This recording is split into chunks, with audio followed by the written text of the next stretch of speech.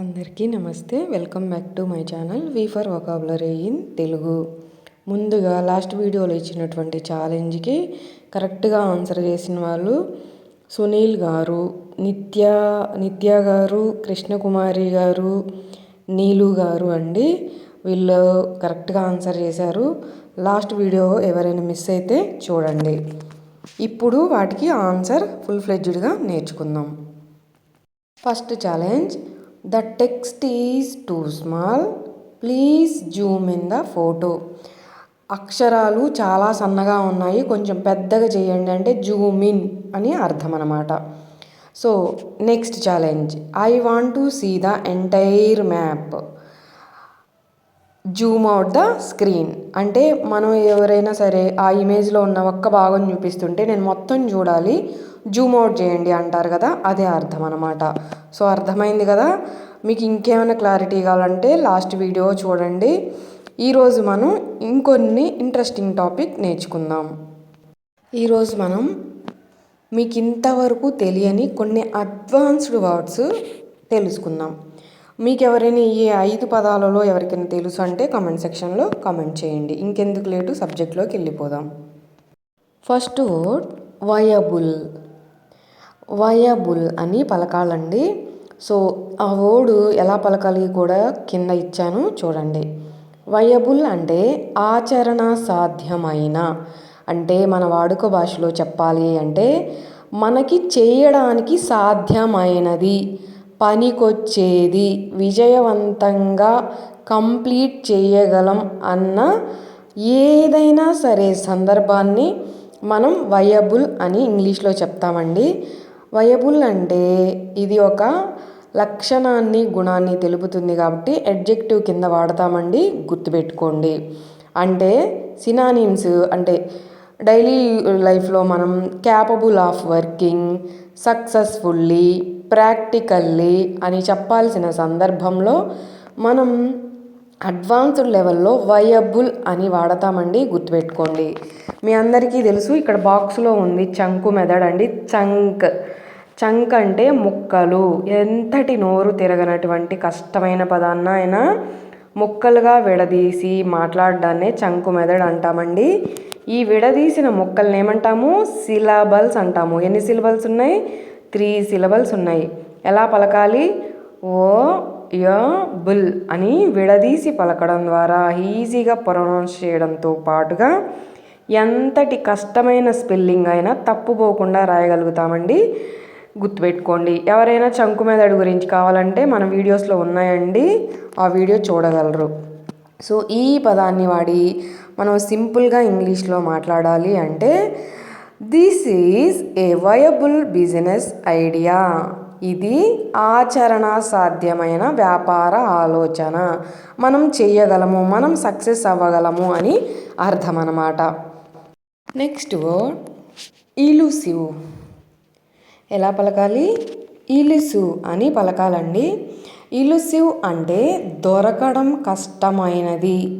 మన వాడుక భాషలో చెప్పాలి అంటే అందనంత దూరంగా ఉంది, అందని ద్రాక్ష పండు అంటూ ఉంటారు కదా, అంత సులభంగా దొరకని దాని గురించి మాట్లాడాల్సిన సందర్భంలో మనం ఇంగ్లీష్లో అడ్వాన్స్డ్ లెవెల్లో ఇలుసివ్ అని వాడచ్చండి, గుర్తుపెట్టుకోండి. అదే మన డైలీ లైఫ్లో అయితే difficult to find, catch, achieve అని అంటూ ఉంటారనమాట జనరల్గా. సో ఈ పదాన్ని ఎప్పుడు వాడతాము? అందనంత దూరంలో, అంత సులభంగా దొరకనిది అన్న సందర్భాలలో. దీన్ని మనం చంకు మెథడ్లో ఇలుసివ్ అని పలకడం ద్వారా ఈజీగా ప్రొనౌన్స్ చేయడంతో పాటుగా స్పెల్లింగ్ కూడా తప్పుపోకుండా రాయగలుగుతామండి. ఈ పదాన్ని మనం వాడి ఇంగ్లీష్లో సింపుల్గా మాట్లాడాలి అంటే a good job can sometimes be elusive, ఒక మంచి ఉద్యోగం దొరకడం కొన్నిసార్లు కష్టంగా ఉంటుంది అని అర్థం అన్నమాట.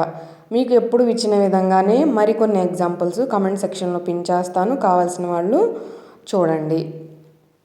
Next word astute. ఎలా పలకాలి? అస్ట్యూట్ అని పలకాలండి. అంటే తెలివైన, చురుకైన, వివేకవంతమైన అని అర్థం అన్నమాట. అదే మన వాడుక భాషలో రోజు మనం మాట్లాడుకునే భాషలో చెప్పాలి అంటే దూరదృష్టి కలిగి చాలా జాగ్రత్తగా తెలివిగా ఆలోచించే వాళ్ళని ఆస్ట్యూట్ మైండ్ సెట్ లేదా ఆస్ట్యూట్ పర్సనాలిటీ అంటారండి. సో గుర్తుపెట్టుకోండి, ఇవన్నీ కూడా అడ్వాన్స్డ్ వర్డ్స్. సో దీన్ని మనం చంకు మెథడ్ ద్వారా ఆస్ట్యూట్ అని సింపుల్గా పలకడమే కాకుండా స్పెల్లింగ్ అనేది కూడా తప్పుపోకుండా రాయగలుగుతామండి. ఈ పదాన్ని వాడి మనం ఇంగ్లీష్లో మాట్లాడాలి అంటే an astute student learns from mistakes quickly. తెలివైన విద్యార్థి తన తప్పుల నుంచే త్వరగా నేర్చుకుంటాడు అని అర్థం అన్నమాట. సో అర్థమైంది కదా, మీకు ఇంకెలాంటి డౌట్స్ లేవని అనుకుంటున్నాను. Coming to the next word. Astute కూడా అడ్జెక్టివ్ కిందకే వస్తుందండి, గుర్తుపెట్టుకోండి. ఈవెన్ లాస్ట్ వర్డ్ కూడా అడ్జెక్టివ్ అనమాట. So coming to the next word. Jeopard. ఎలా పలకాలి? జపార్డ్ అని పలకాలి. జనరల్గా మనం ఈ పదం యొక్క ప్రొనౌన్సియేషన్ తప్పు చేస్తూ ఉంటాం. ఎలాగంటే జియో ప్యారడైజ్ అంటాం. కాదండి, జిఓ పి కలిపి జప్, అంతవరకే వస్తుంది. సో ఈ యొక్క శబ్దం అనేది ఇక్కడ సైలెంట్ అనమాట.